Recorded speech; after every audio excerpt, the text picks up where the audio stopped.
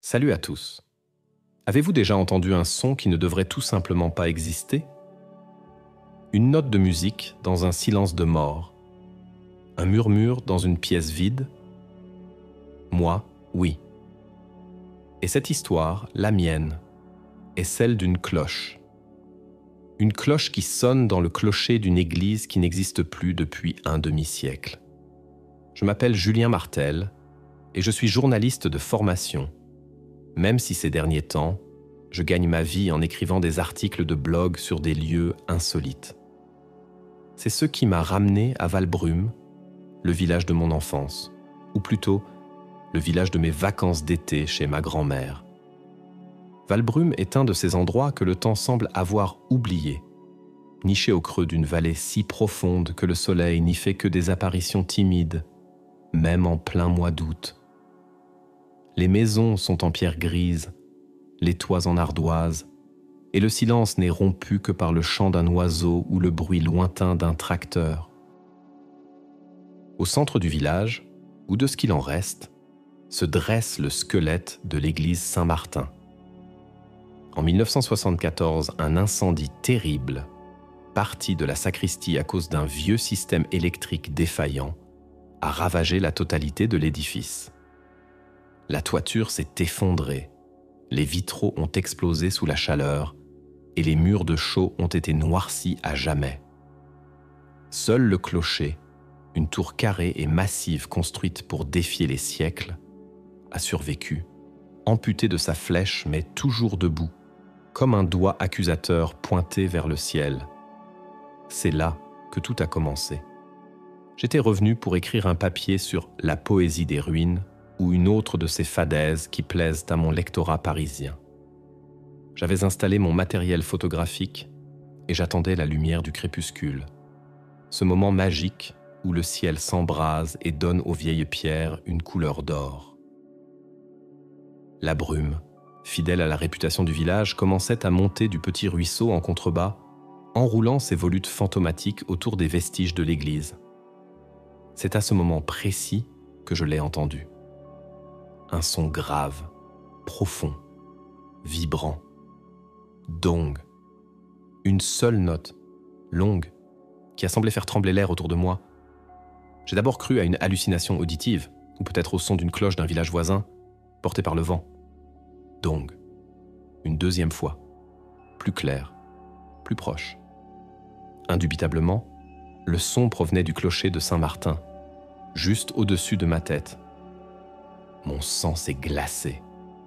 Je savais, comme tous les habitants de Valbrume, que la cloche, la grande Marie-Madeleine, comme on l'appelait, avait été fondue par la chaleur de l'incendie. Des morceaux informes de bronze avaient été retrouvés dans les décombres calcinés, témoins muets de sa destruction. Le clocher était vide, une coquille de pierre ouverte aux quatre vents. Pourtant, le son était là. Dong. La troisième et dernière note. Elle s'est éteinte lentement, sa résonance se perdant dans le silence grandissant du soir. J'étais pétrifié. Je ne suis pas un homme superstitieux. Je cherche toujours l'explication logique, le détail rationnel. Mais là, debout au milieu de ces ruines, dans la lumière mourante, j'étais confronté à l'impossible.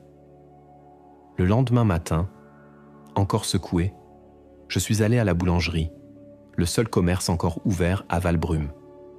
Derrière son comptoir, Madame Élodie, qui a vu naître mon père, m'a servi un croissant en souriant. Alors, le Parisien, l'air de la campagne vous réussit? Vous avez l'air d'avoir vu un fantôme. J'ai hésité, puis je me suis lancé. Madame Élodie, hier soir, près de l'église, j'ai entendu la cloche. Son sourire s'est effacé. Elle a posé le pain qu'elle tenait, a essuyé ses mains sur son tablier et m'a regardé droit dans les yeux. Son regard n'était pas surpris. Il était grave, presque solennel. « Ah !» dit-elle simplement. Elle vous a souhaité la bienvenue. Elle fait ça parfois, quand quelqu'un du pays revient. Cette réponse, si calme, si factuel, me troubla plus encore que le son lui-même. Ce n'était donc pas mon imagination. D'autres l'avaient entendu. Ce n'était pas un événement isolé, mais un phénomène connu, accepté. Un secret de village. Pour eux, la cloche de Saint-Martin n'avait jamais cessé de sonner. Mon article sur la poésie des ruines pouvait attendre. J'avais trouvé une histoire bien plus profonde, bien plus déconcertante. L'histoire d'un son impossible, d'une mémoire qui refuse de mourir. Et je savais que je ne quitterais pas Valbrume avant d'avoir percé ce mystère.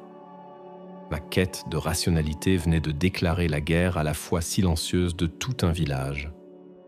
Ma première journée d'investigation fut consacrée à l'exploration méthodique des ruines, et plus particulièrement du clocher.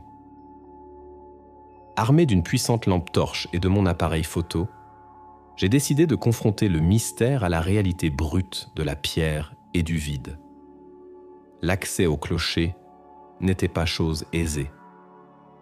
L'escalier en colimaçon qui y menait autrefois avait été en partie détruit. Les premières marches de pierre étaient encore là, mais elles laissaient vite place à un gouffre béant. Il me fallut retourner à la vieille grange de ma grand-mère pour y trouver une échelle en bois, lourde et ancienne, mais suffisamment robuste. L'ascension fut périlleuse.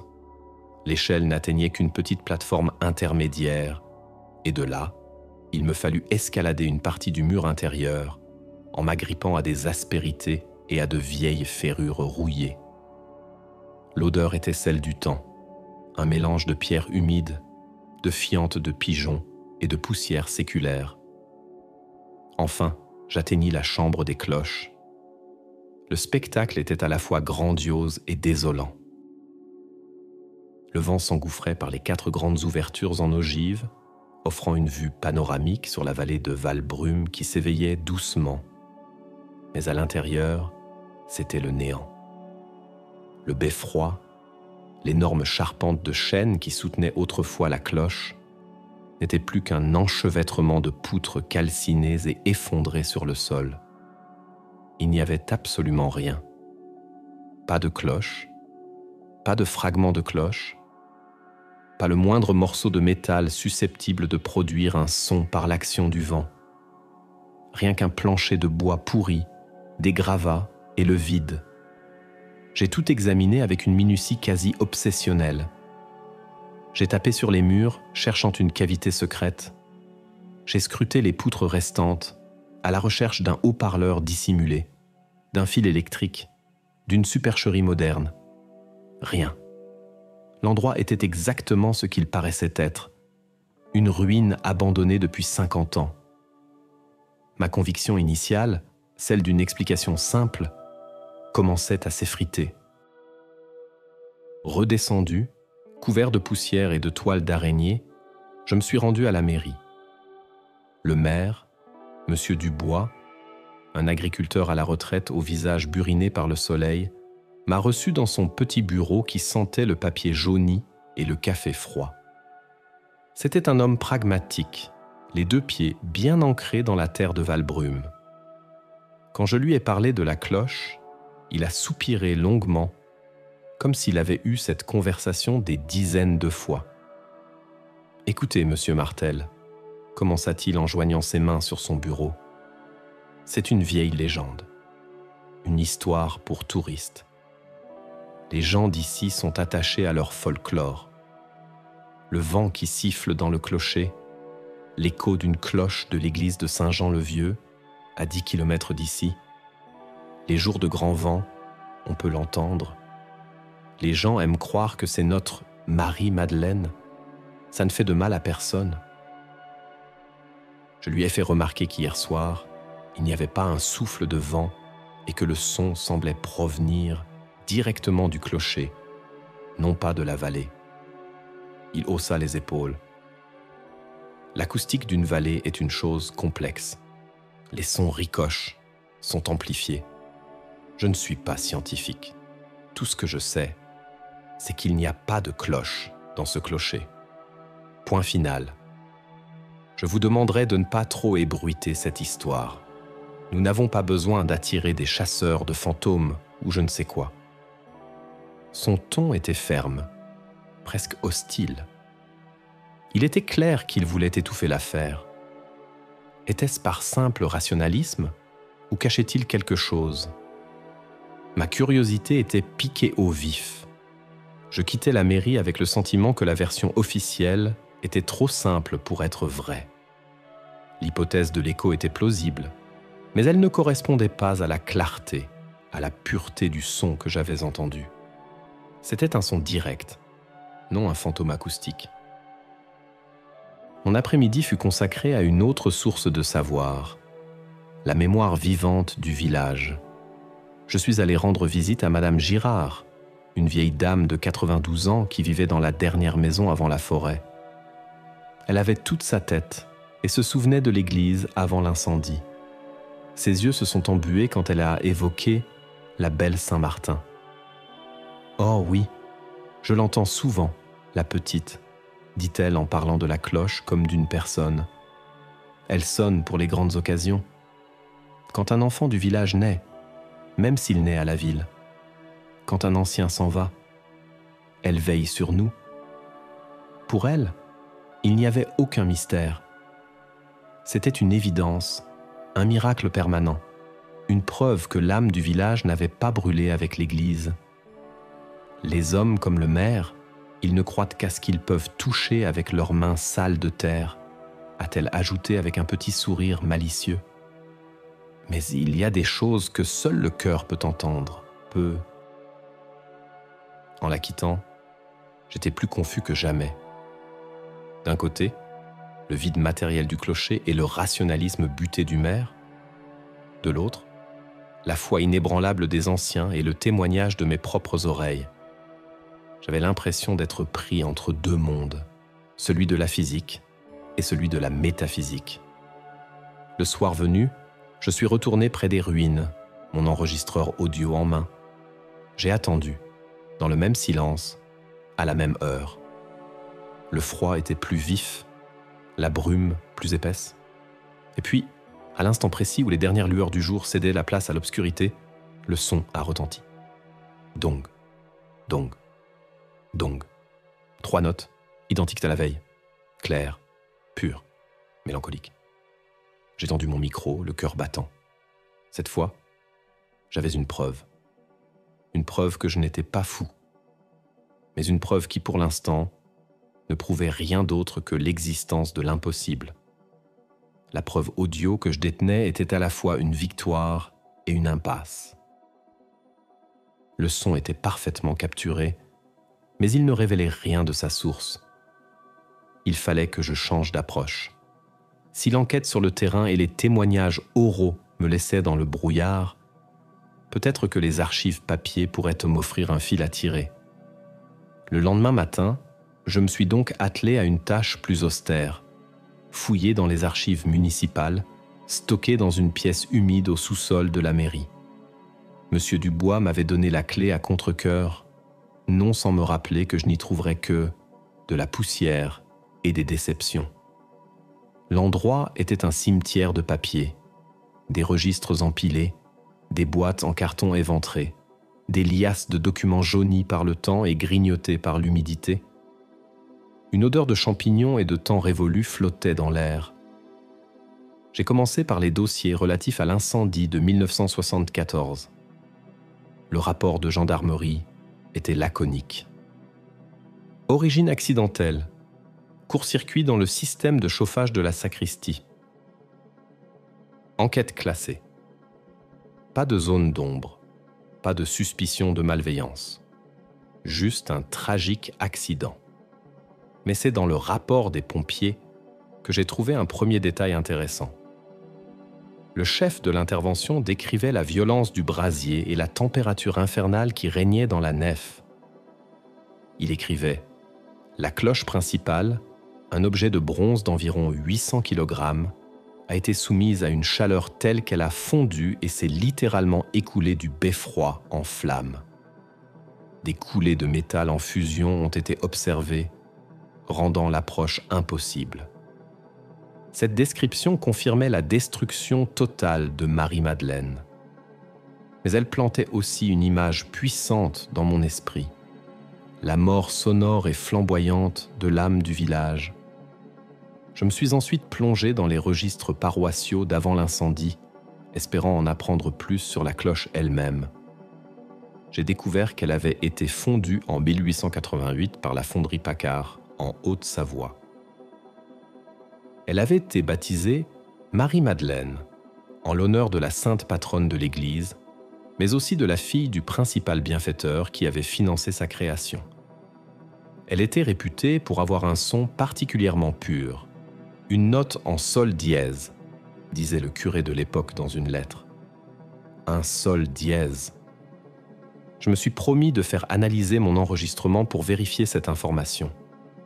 Mais le document le plus précieux que j'ai trouvé était un petit carnet de comptes tenu par le dernier sacristain de l'église, un certain Antoine Vasseur. Entre les lignes de dépenses pour les cierges et l'huile de lampe, il y avait des notes plus personnelles. Antoine Vasseur aimait manifestement son église, et plus encore, sa cloche. Il la décrivait comme sa vieille amie. Il notait les jours où elle sonnait pour les baptêmes, les mariages, les enterrements. Et puis, il y avait les entrées après l'incendie. L'écriture, autrefois régulière et appliquée, devenait tremblante, presque illisible. Il décrivait sa peine, son désespoir. Ils ont pris son corps de bronze, mais ils n'auront pas sa voix, avait-il écrit quelques semaines après le drame. Cette phrase a résonné en moi. C'était plus que du chagrin. C'était un défi, une promesse. J'ai continué à feuilleter. Antoine Vasseur était aussi le sonneur officiel. C'était lui qui, pendant 40 ans, avait tiré sur la corde pour faire chanter Marie-Madeleine. Il connaissait sa voix mieux que personne. Le carnet s'arrêtait brusquement en 1985, date probable de son décès. J'avais un nom, Antoine Vasseur, l'homme qui avait une relation intime avec la cloche. C'était une piste, fragile, mais une piste quand même. Cet homme était mort, mais avait-il une famille, un fils, une fille à qui il aurait pu transmettre cette obsession, cette promesse? J'ai passé le reste de la journée à éplucher les registres d'état civil, et j'ai trouvé. Antoine Vasseur avait eu un fils unique, né en 1950. Son nom, Étienne Vasseur. D'après les listes électorales, Étienne avait quitté Valbrume au début des années 90. Aucune adresse de redirection. Il s'était volatilisé. Mon enquête prenait une nouvelle tournure. Le mystère n'était peut-être pas surnaturel, ni purement acoustique. Il devenait humain.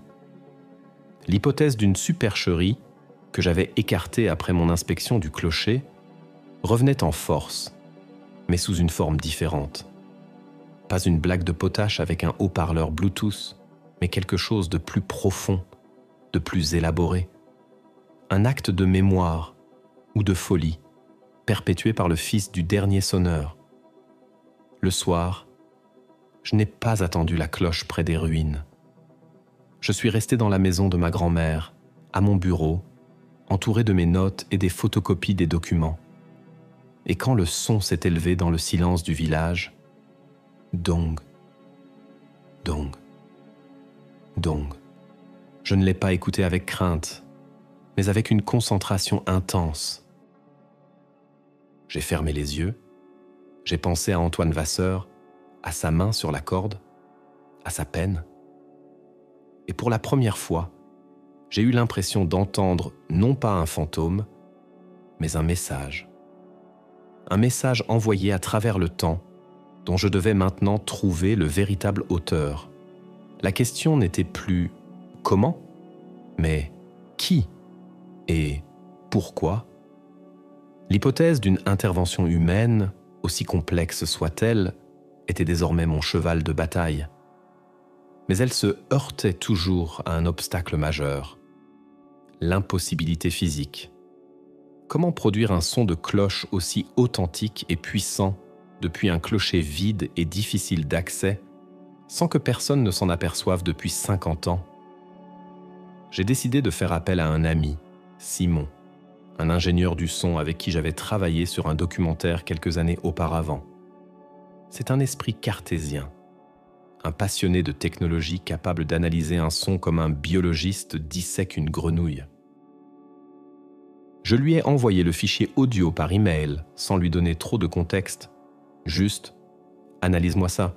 Dis-moi tout ce que tu peux sur l'origine et les caractéristiques de ce son. Sa réponse est arrivée moins de 24 heures plus tard, et elle a fait basculer mon enquête dans une nouvelle dimension. Julien, ton son est fascinant, commençait son email. Premièrement, ce n'est pas un écho. La forme d'onde est incroyablement propre, l'attaque est nette, et la décroissance, le decay, est parfaitement régulière. Un son qui aurait ricoché sur des montagnes aurait un profil beaucoup plus chaotique, avec des réflexions multiples et un réverb naturel, mais désordonné. Ce son est direct. Cette première affirmation balayait d'un revers de la main la théorie du maire Dubois. J'ai continué à lire, le cœur battant. Deuxièmement, la fréquence. J'ai fait une analyse spectrale. La note fondamentale est un sol dièse 3, environ 207,65 Hz, avec une série d'harmoniques très riches qui lui donnent sa couleur bronze. C'est typique d'une cloche d'église de taille moyenne, probablement coulée à la fin du XIXe siècle. La note est incroyablement stable. J'ai superposé les 3 dongs de ton enregistrement. Ils sont acoustiquement identiques au millième de seconde près. C'est anormalement parfait. Anormalement parfait. Ces mots me glacèrent. Une vraie cloche, frappée par un vrai battant, produit toujours de micro-variations. L'humidité de l'air, la force de la frappe, la température du métal, tout cela influe sur le son. L'identité parfaite des 3 notes pointait vers une seule chose, une source enregistrée. Mais c'est la dernière partie de l'analyse de Simon qui fut le véritable coup de théâtre. Et c'est là que ça devient bizarre. J'ai nettoyé le son, supprimé le léger bruit de fond, et j'ai analysé ce qui restait. Il y a une signature acoustique très particulière dans le fichier. C'est subtil, mais mes instruments le détectent. C'est la signature d'une source sonore directive. En gros, ce n'est pas un son qui se propage dans toutes les directions comme avec une vraie cloche. C'est un son qui est projeté dans une direction spécifique, un peu comme le faisceau d'un phare. L'équipement nécessaire pour faire ça est très spécifique. Ça s'appelle un haut-parleur paramétrique ou un sound laser. Ça utilise des ultrasons pour créer une colonne d'air audible très localisée. C'est une technologie de pointe, utilisée dans les musées ou pour de la publicité ciblée. Mais pour obtenir une telle puissance et une telle qualité dans les basses fréquences, il faudrait un système sur mesure, puissant et probablement très cher. Pour résumer, Julien, ce que tu as enregistré, c'est très probablement un enregistrement numérique de très haute qualité d'une cloche, diffusée par un système de sonorisation directionnelle extrêmement sophistiqué, caché quelque part en hauteur. Je suis resté assis devant mon ordinateur, abasourdi. La théorie du fantôme s'effondrait, remplacée par celle d'un génie technologique. Un sound laser caché dans le clocher de Valbrume. Cela semblait tout droit sorti d'un roman de science-fiction. Pourtant, c'était la seule explication qui cochait toutes les cases. La perfection du son, l'absence de source physique visible, et le fait que le son semblait venir directement du clocher. La complexité de l'entreprise était ahurissante. Il fallait non seulement avoir accès à un enregistrement de l'ancienne cloche, ou en recréer un, mais aussi concevoir, construire, installer et alimenter discrètement un tel système dans un lieu aussi inaccessible. et le maintenir en état de marche pendant des années, voire des décennies. Ce n'était pas l'œuvre d'un plaisantin, c'était l'œuvre d'une vie, l'œuvre d'un esprit brillant, méticuleux et patient. Et mon suspect numéro 1, Étienne Vasseur, le fils du sonneur, devenait de plus en plus crédible. Un homme qui aurait grandi dans l'ombre de la cloche, qui aurait vu son père sombrer dans le chagrin après sa destruction, aurait-il pu consacrer sa vie à cette résurrection technologique? Quel métier faisait-il? Avait-il les compétences nécessaires? Ma quête changeait encore de nature. Je ne cherchais plus seulement un homme, mais un ingénieur, un artiste, un illusionniste acoustique. Il me fallait retrouver Étienne Vasseur. Le soir, en entendant à nouveau le sol dièse hanter la vallée, je n'y entendais plus une âme errante, ni même un message. J'y entendais une prouesse, un défi à la fois à la mort et à la physique. Un fantôme, oui, mais un fantôme né d'un mariage improbable entre la mémoire la plus profonde et la technologie la plus pointue. Le clocher n'était pas hanté par le passé. Il était habité par un futur que personne n'aurait pu imaginer.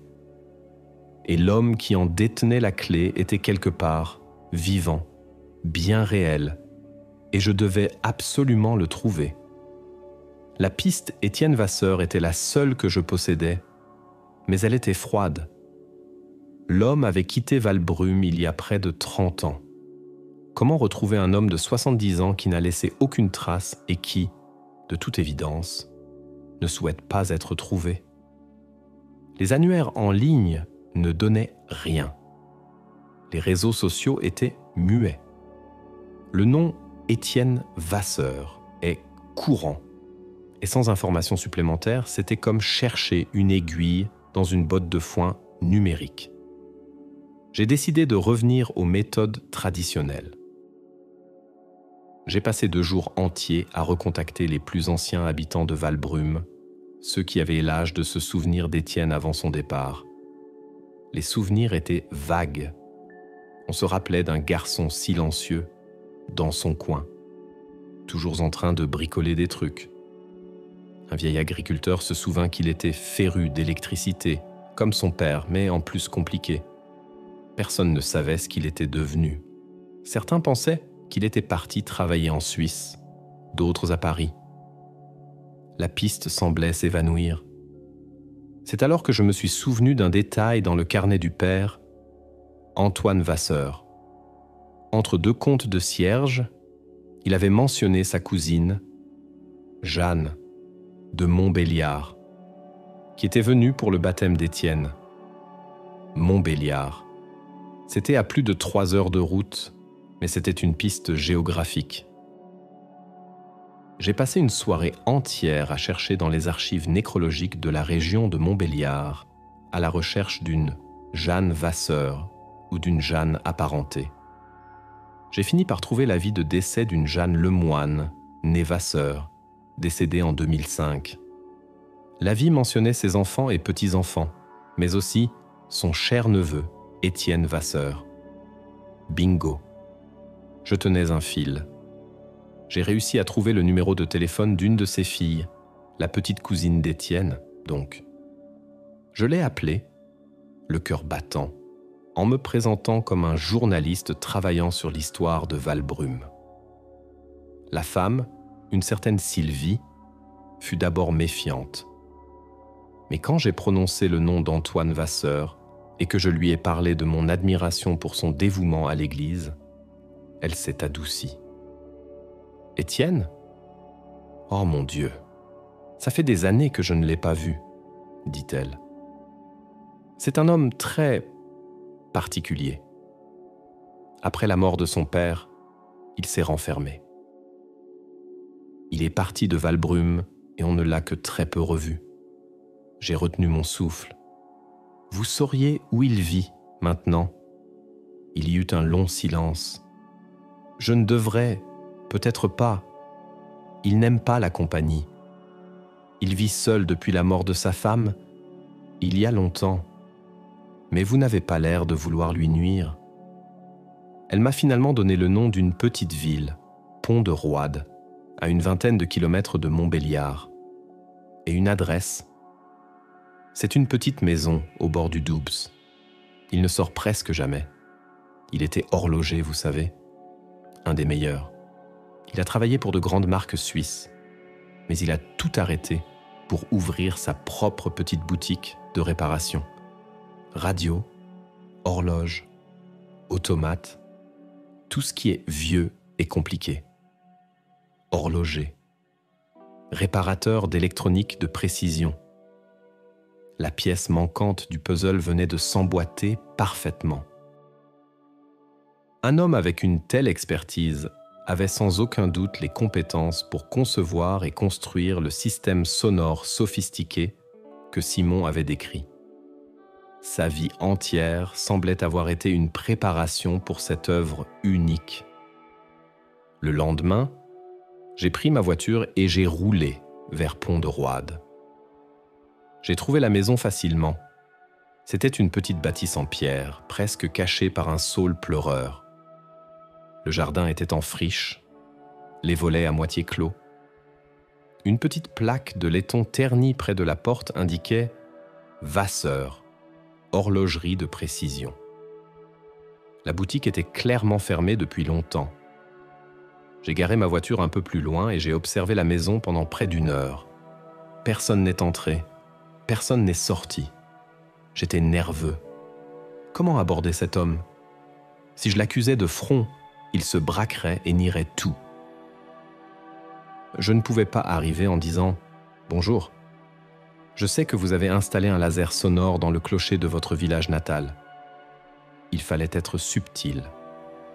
J'ai décidé de jouer la carte de l'histoire, de la mémoire.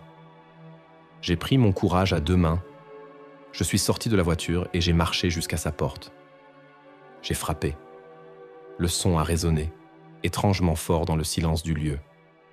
J'ai attendu. Rien. J'ai frappé de nouveau, un peu plus fort. J'ai entendu des pas lents, traînants, à l'intérieur. Le grincement d'un verrou. La porte s'est entr'ouverte de quelques centimètres, retenue par une chaîne de sûreté. Dans l'entrebâillement, j'ai vu un œil bleu, vif, intelligent, dans un visage ridé et méfiant. « Qu'est-ce que vous voulez ?» a demandé une voix rauque. Je me suis présenté. « Monsieur Étienne Vasseur, je m'appelle Julien Martel.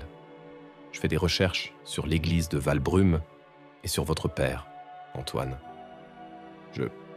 Il m'a coupé. Il n'y a plus rien à dire sur Valbrume. « L'église est morte. Pas sa cloche, » ai-je répondu doucement.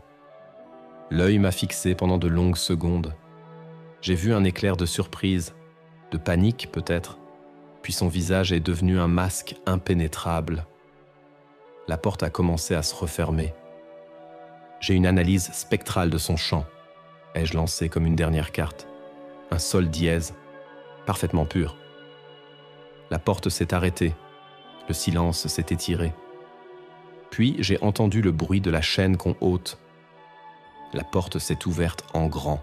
« Entrez », a dit le vieil homme. L'intérieur de la maison d'Étienne Vasseur était un monde en soi, un sanctuaire dédié à la mécanique de précision et au temps suspendu. L'air était chargé d'une odeur complexe d'huile de machine, de soudure froide et de vieux bois cirés. Des centaines d'horloges de toutes tailles et de toutes époques couvraient les murs, la plupart silencieuses, comme en attente d'une résurrection. Sur des établis surchargés s'entassaient des outils minuscules, des loupes de bijoutiers, des oscilloscopes vieillissants et des enchevêtrements de circuits imprimés. C'était l'antre d'un artisan, d'un ermite et d'un inventeur. Étienne Vasseur m'a conduit sans un mot jusqu'à une petite cuisine sombre, où il m'a fait signe de m'asseoir à une table en formica. Il était plus petit et plus frêle que je ne l'imaginais, mais ses mains, bien que tachées et ridées, étaient stables et précises. Il a préparé 2 cafés en silence, avec des gestes lents et méthodiques. Le silence n'était pas pesant, Il était interrogateur. C'était à moi de parler. J'ai décidé de ne pas tourner autour du pot, mais de le faire avec respect. « Monsieur Vasseur », ai-je commencé en posant ma tasse. Depuis des semaines, j'enquête sur un son à Valbrume. Un son que tout le monde connaît mais que personne n'explique. Le son de la cloche Marie-Madeleine. Il a levé les yeux vers moi, son regard bleu toujours aussi perçant. Il n'a rien dit, attendant la suite. J'ai sorti de mon sac une copie du rapport de Simon, l'analyse spectrale. Je l'ai fait glisser sur la table vers lui. J'ai fait analyser le son. C'est un enregistrement. Un enregistrement parfait, diffusé par un système acoustique directionnel. Il a jeté un rapide coup d'œil au document, mais je savais qu'il n'avait pas besoin de le lire. Il connaissait chaque détail de ce que j'étais en train de lui décrire. Son visage est resté impassible. « Et vous pensez que c'est moi ?» a-t-il dit enfin. Ce n'était pas une question, mais une constatation. Je pense que vous êtes la seule personne au monde qui avait à la fois la motivation et les compétences pour accomplir un tel exploit, ai-je répondu. J'ai lu le carnet de votre père. J'ai compris sa peine. Et j'ai appris quel était votre métier. Un long silence s'est installé. Le seul son était le léger bourdonnement d'un vieux réfrigérateur. Je craignais qu'il ne me mette dehors, qu'il nie tout en bloc. Mais au lieu de cela, un très léger sourire a flotté sur ses lèvres, un sourire teinté de mélancolie et d'une pointe de fierté. « Vous êtes tenace, jeune homme », a-t-il murmuré, plus que les autres. C'était un aveu. Mon cœur a fait un bond. J'avais réussi. J'avais trouvé l'architecte du fantôme. « Comment ?» ai-je simplement demandé. Il a soupiré. Un soupir qui semblait venir du plus profond de ses souvenirs. Ce n'est pas une question de comment. Le comment n'est que de la technique.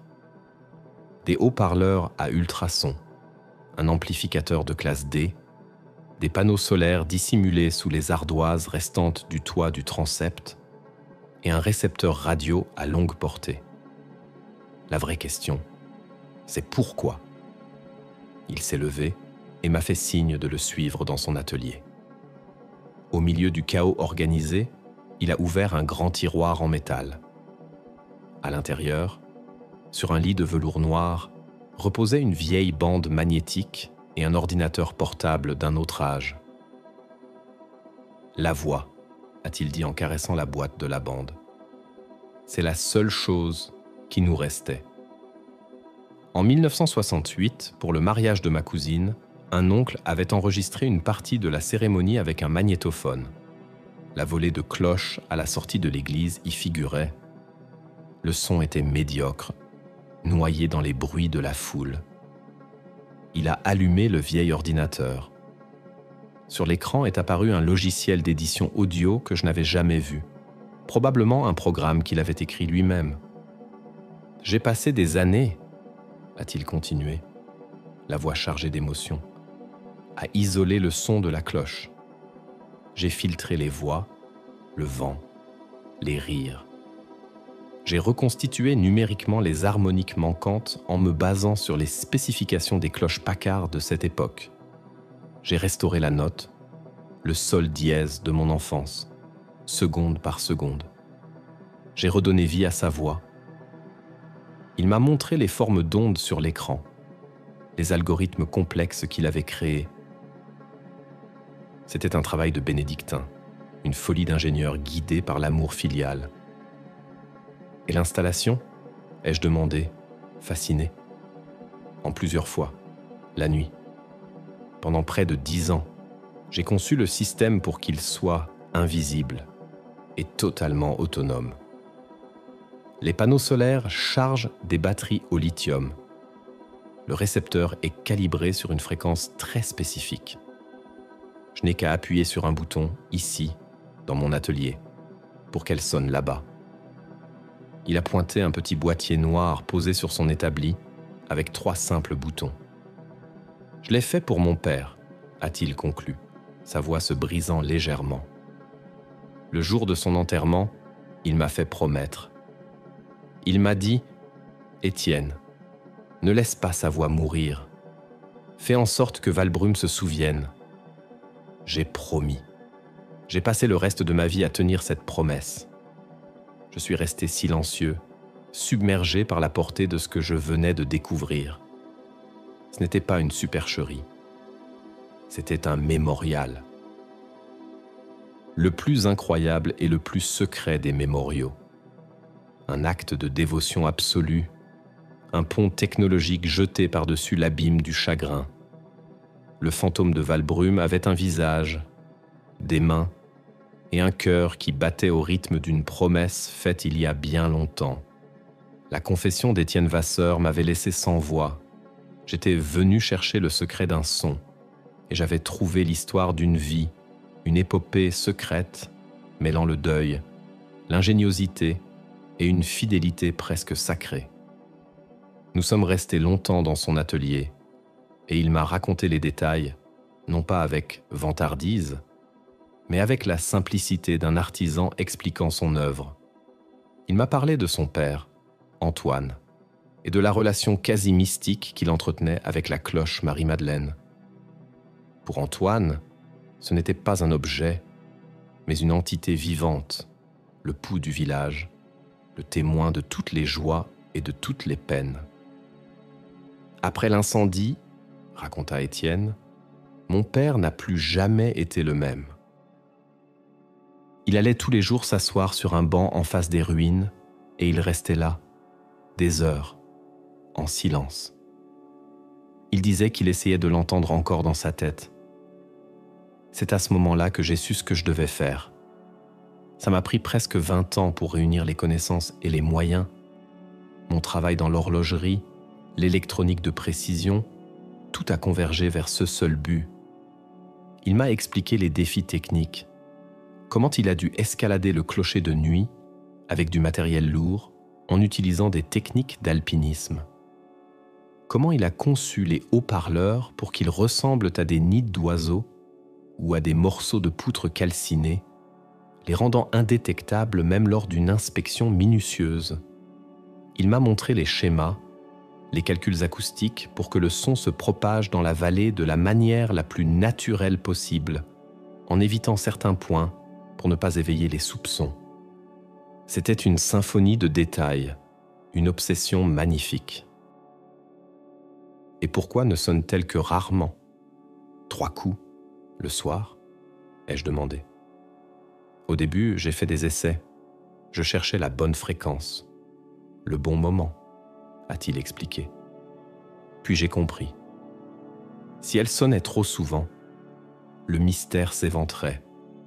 Les gens chercheraient une explication. Le doute s'installerait. En ne sonnant que de temps en temps, de manière imprévisible, elle reste dans le domaine de la légende, du miracle. C'est plus puissant. 3 coups, c'est pour la Trinité. C'est aussi un rythme apaisant. C'est devenu un rituel. Mon rituel. Il m'a avoué qu'il choisissait les moments. Parfois, c'était instinctif, un soir où la nostalgie était plus forte. D'autres fois, c'était pour marquer un événement dont il avait entendu parler, un ancien du village hospitalisé, une naissance dans la famille d'un lointain cousin. Il se sentait comme le gardien invisible de la mémoire collective de Valbrume. Il était devenu, à sa manière, le sonneur de cloches, tout comme son père, mais un sonneur du futur, opérant à distance, par les ondes. En le quittant ce jour-là, je me sentais partagé. En tant que journaliste, je tenais une histoire incroyable. Le fantôme de Valbrume démasqué. Un génie de l'électronique venge son père. Le titre était déjà dans ma tête. Ce serait un article viral, repris partout. Ma carrière connaîtrait un coup d'accélérateur fulgurant. Mais en tant qu'homme, j'étais profondément ému par Étienne Vasseur. Révéler son secret, c'était détruire l'œuvre de sa vie. C'était briser la magie qu'il avait si patiemment construite, non seulement pour lui, mais pour tout un village. C'était transformer un acte d'amour en une supercherie. C'était peut-être même l'exposer à des ennuis juridiques pour l'installation illégale de son matériel. J'étais face à un dilemme moral. D'un côté, la vérité factuelle, le scoop. De l'autre, la vérité du cœur, le respect pour un homme et sa promesse. De retour à Valbrume, le monde autour de moi avait changé. Quand je croisais Madame Élodie à la boulangerie, ou le vieux Monsieur Girard sur son banc, je ne voyais plus des gens crédules ou superstitieux. Je voyais les bénéficiaires involontaires de l'acte de dévotion d'Étienne. Le son de la cloche, pour eux, était un réconfort, un lien tangible avec leur passé, leur identité. Le démystifier serait cruel, comme d'annoncer à un enfant que le Père Noël n'existe pas, mais en bien plus profond, car il s'agissait de la mémoire de leur mort, de leur histoire. J'ai appelé mon rédacteur en chef à Paris pour lui faire un point. Je suis resté vague, lui parlant d'une piste humaine très complexe, d'une histoire de famille poignante. Il était impatient. Julien, trouve le fin mot de l'histoire. On a besoin de la révélation, du comment ça marche. C'est ça qui fera vendre. Ces mots sonnaient faux à mes oreilles. Vendre. Il ne s'agissait pas de vendre quelque chose. Il s'agissait de préserver. Le soir, quand les 3 coups de cloche ont retenti, ma décision était prise. Le son n'était plus un mystère à résoudre. C'était le testament d'Antoine Vasseur, exécuté par son fils. C'était un poème technologique, une prière électronique. Révéler le mécanisme, c'était comme expliquer la métaphore d'un poème. On en tuait toute la beauté. Je savais ce que j'allais écrire. Et ce ne serait pas l'histoire que mon rédacteur en chef attendait. Ce serait l'histoire que Marie-Madeleine, Antoine et Étienne méritaient. Une histoire qui protégerait le secret tout en lui rendant hommage. Le dilemme qui m'agitait était au cœur même de mon métier, la vérité. Mais qu'est-ce que la vérité ? Est-ce la froide compilation des faits, la dissection mécanique d'un mystère jusqu'à ce qu'il n'en reste que des rouages et des circuits ? Ou est-ce une compréhension plus profonde, plus humaine, de ce qui anime les gens, de ce qui donne un sens à leur existence ? J'ai passé les jours suivants à rédiger mon article, mais ce n'était pas un article d'investigation, c'était une chronique, une méditation. J'ai commencé par décrire Valbrume, son atmosphère, la majesté silencieuse de ses ruines. J'ai raconté l'histoire de l'incendie, la perte de la cloche Marie-Madeleine et le deuil collectif du village. Puis, j'ai introduit le son, le fameux sol dièse qui hante la vallée. J'ai présenté toutes les théories que j'avais explorées, leur donnant à chacune une place légitime dans le récit. J'ai parlé de la foi des anciens, comme Madame Girard, pour qui le son était un miracle pur et simple, la voix de l'âme du village qui refusait de s'éteindre. J'ai détaillé la thèse rationaliste du maire Dubois, celle d'un phénomène acoustique complexe, un écho voyageur venu d'une autre vallée, une illusion façonnée par le vent et la topographie. Je lui ai donné du poids, la rendant crédible, plausible. J'ai ensuite évoqué l'hypothèse d'une mémoire collective si puissante qu'elle pouvait générer une sorte d'hallucination partagée, un son fantôme né du désir collectif d'entendre à nouveau ce qui avait été perdu. Une vérité psychologique, en somme. Enfin, j'ai abordé, de manière très voilée, la piste technologique. Je n'ai pas parlé de laser sonore ni de panneaux solaires. J'ai écrit. Et si ce n'était ni un fantôme, ni un écho, mais un acte de mémoire? Si un esprit ingénieux et poète, un enfant du village marqué par la tragédie, avait trouvé un moyen, non pas de ressusciter la cloche, mais de perpétuer sa voix. Si ce son n'était pas un vestige du passé, mais un message d'amour projeté vers le présent, une prouesse discrète offerte comme un cadeau à la communauté endormie. Je n'ai jamais nommé Étienne Vasseur. Je n'ai jamais mentionné son père, Antoine, ni le carnet. J'ai transformé Étienne en une figure allégorique. Le gardien du son, le sonneur invisible. J'ai fait de son histoire non pas un fait divers, mais un mythe moderne. Mon article se terminait ainsi. Finalement, peu importe la source du son de Valbrume, qu'il naisse du vent, de la foi, de la mémoire ou de l'ingéniosité d'un homme, il accomplit la même fonction. Il relie les habitants à leur histoire. Il est le cœur qui bat dans une poitrine de pierre. Le clocher de Saint-Martin n'est peut-être plus la maison de Dieu, mais il est devenu le sanctuaire de la mémoire. Et certaines vérités sont plus belles et plus importantes lorsqu'elles conservent une part de leur mystère. Écoutez, elle sonne. J'ai envoyé le texte à mon rédacteur en chef. Sa réaction fut mitigée. C'est très poétique, Julien. Mais où est le scoop? Tu ne donnes pas la solution. Je lui ai répondu que la solution n'était pas l'histoire. L'histoire, c'était le mystère lui-même.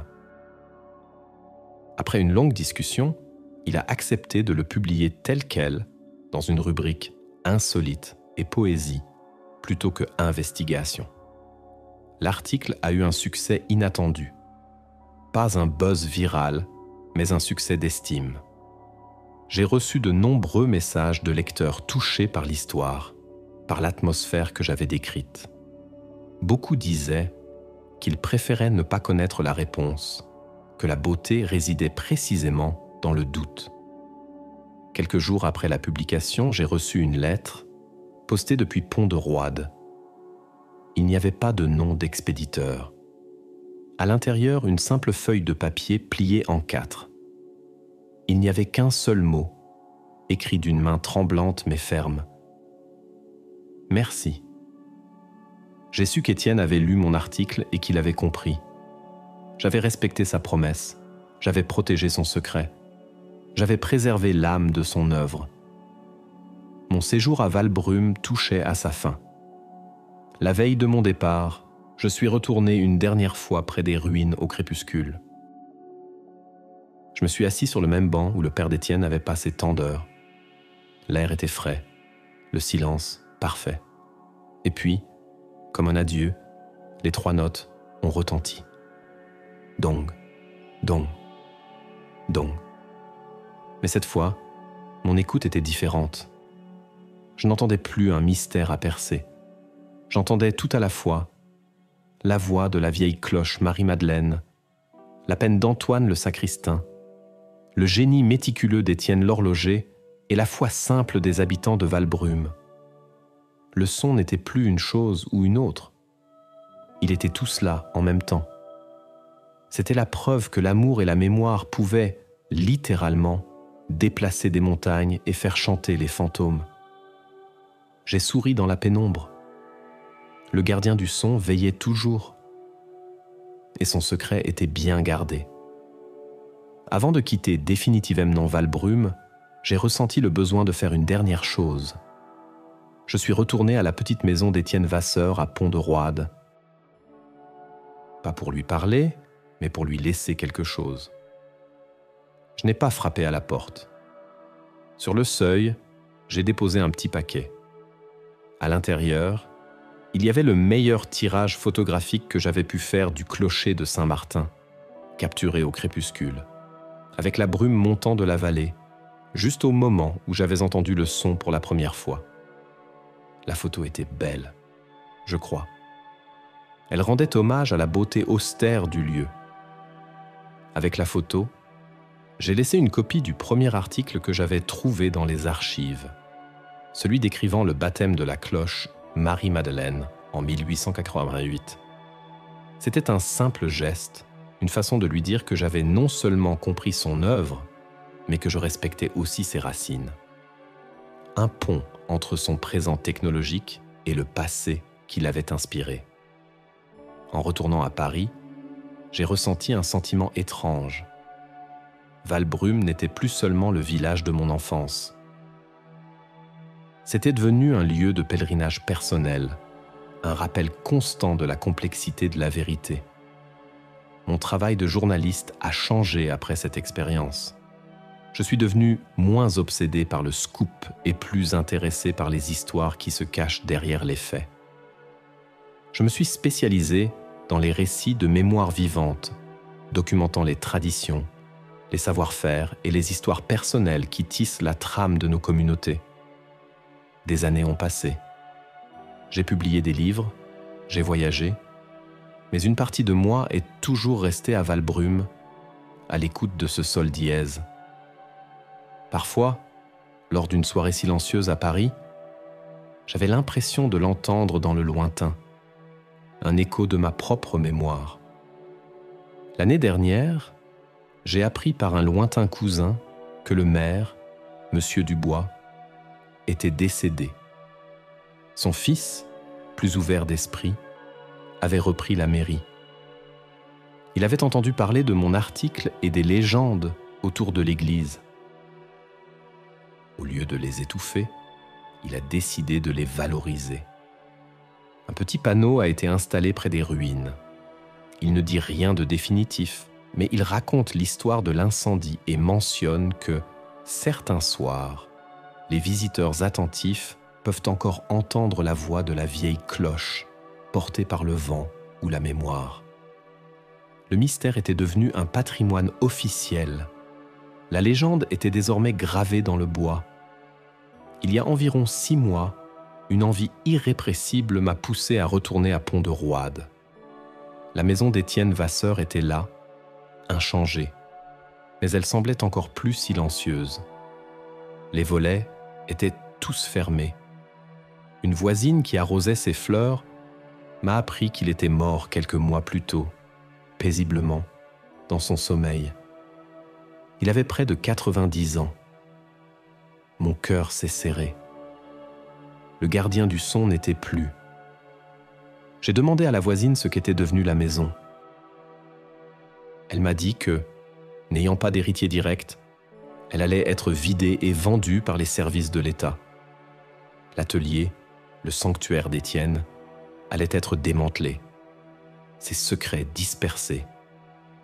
Pendant un instant, j'ai été pris de panique. Et la cloche ? Le système allait-il s'éteindre pour de bon ? Le silence allait-il finalement gagner ? Cette pensée m'était insupportable. Le soir même, de retour dans ma chambre d'hôtel, j'ai hésité. Puis, j'ai appelé le nouveau maire de Valbrume. Je ne lui ai pas tout raconté, mais je lui ai dit que j'avais des raisons de croire que le phénomène sonore de l'église pourrait bientôt cesser pour des raisons techniques naturelles. Je lui ai suggéré, si le village tenait à cette tradition, qu'il serait peut-être temps de la préserver d'une manière ou d'une autre. Je ne sais pas ce qu'il a compris ou ce qu'il a décidé de faire. J'ai quitté la région avec un sentiment de fin de cycle. L'histoire était terminée. Le sonneur était mort. La cloche allait se taire. La promesse, tenue pendant des décennies, arrivait à son terme. Mais je me trompais. La semaine dernière, j'ai reçu un email d'une touriste qui avait lu mon vieil article et qui avait décidé de visiter Valbrume. Elle voulait juste me remercier. À la fin de son message, elle a ajouté une petite phrase qui a fait battre mon cœur à tout rompre. Et vous aviez raison, nous avons été très attentifs au crépuscule. Et nous l'avons entendu. 3 coups, clairs et magnifiques. C'était un moment magique. On aurait dit qu'elle nous souhaitait la bienvenue. Dong, dong, dong. Elle sonnait encore.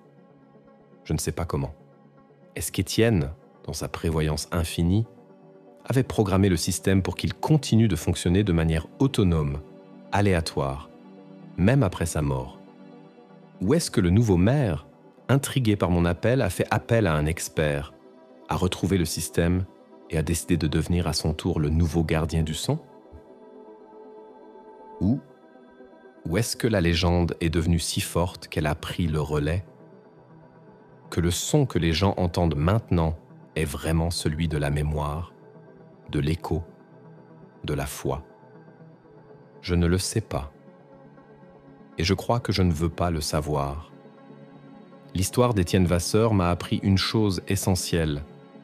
Il n'y a pas besoin de croire aux fantômes pour croire au pouvoir de l'esprit humain de créer de la magie.